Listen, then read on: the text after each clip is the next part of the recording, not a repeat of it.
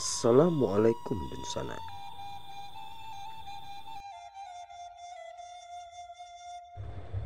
Di balik hiruk-pikuk pasar Malaka pada abad ke-16, gemericing emas dan riuh rendahnya pedagang kain dari Hindia menjadi saksi bisu hubungan erat antara pedalaman Minangkabau dan kota pelabuhan ini. Emas yang berasal dari Minangkabau yang sekali tiba bisa mencapai 8 kandil atau sekitar 227 kilo menjadi nafas bagi kejayaan kerajaan Melaka.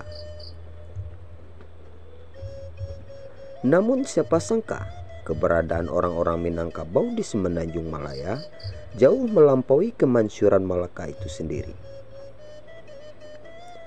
Barbara Watson Andaya dalam tulisannya Red Setting Efficient, Daratan dan Kepulauan Historical Context 1997 dengan jelas menunjukkan betapa pentingnya emas Minangkabau bagi kemakmuran Malaka.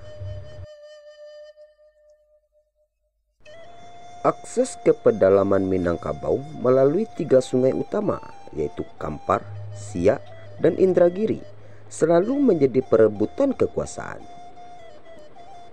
Catatan Eropa awal, terutama dari Portugis, Belanda, dan Inggris, membuktikan betapa vitalnya hubungan ini.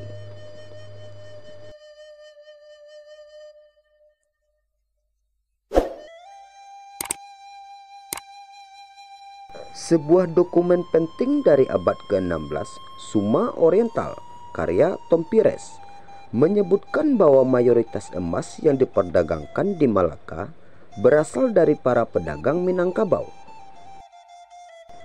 Bahkan pada paruh kedua abad ke-16, João de Barros dalam Decadas de Asia mencatat bahwa Portugis yang baru beberapa tahun menguasai Malaka mengirim utusan kepada Raja Minangkabau di pedalaman Sumatera untuk memastikan aliran emas terus berlanjut. Hal ini menunjukkan betapa strategisnya posisi Minangkabau dalam perdagangan di kawasan itu. Tidak hanya dalam perdagangan, orang-orang Minangkabau juga menyusup ke berbagai aspek kehidupan sosial dan politik di Semenanjung Malaya.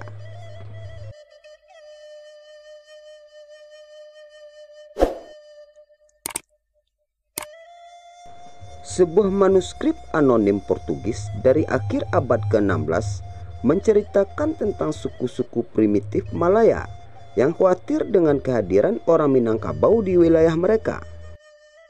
Namun hubungan ini berkembang menjadi kolaborasi yang lebih erat, bahkan sampai pada pernikahan campuran. Kisah lain datang dari tahun 1684 ketika Thomas Dias, seorang pegawai VOC keturunan Portugis, diutus langsung oleh gubernur VOC di Malaka untuk menemui Raja Pagaruyung. Dias tidak hanya membawa pesan persahabatan, tetapi juga tawaran kerjasama dagang yang lebih erat.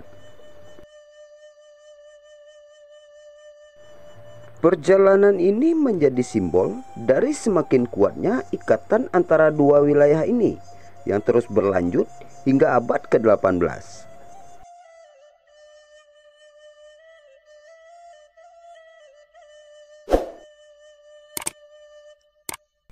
Pada masa yang lebih modern, jejak Minangkabau di Semenanjung Malaya tidak hanya terbatas pada perdagangan.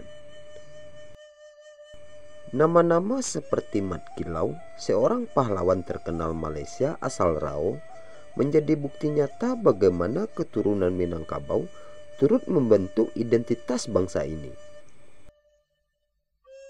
Selain itu, ulama-ulama besar seperti Syekh Muhammad Saleh Al-Minangkabawi yang menjabat sebagai Syekh Al-Islam di Perak dan Syekh Tahir Jalaluddin Al-Falaki, seorang reformis Islam yang berpengaruh di Malaysia. Ini menunjukkan bagaimana budaya dan agama Minangkabau merasuk ke dalam kehidupan masyarakat setempat. Jejak Minangkabau juga terlihat pada aspek kuliner, dengan rendang menjadi salah satu hidangan yang sangat populer di Malaysia. Meskipun bentuk dan cara pengolahannya berbeda dengan di Sumatera Barat, rendang tetap menjadi simbol dari hubungan erat antara kedua wilayah ini. Kini ketika kita melihat ke belakang, jelas bahwa Minangkabau bukan hanya bagian dari sejarah Semenanjung Malaya, tetapi juga telah menjadi bagian dari identitas yang melekat pada negara Malaysia saat ini.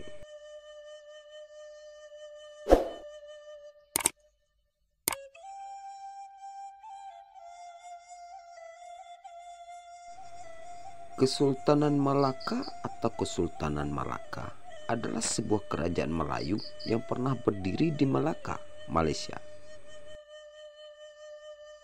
Kerajaan ini didirikan oleh para Meswara imbas Perang Jawa dengan Siam di daerah tersebut. Kemudian mencapai puncak kejayaan pada abad ke-15 dengan menguasai jalur pelayaran Selat Malaka sebelum ditaklukkan oleh Portugis pada 1511.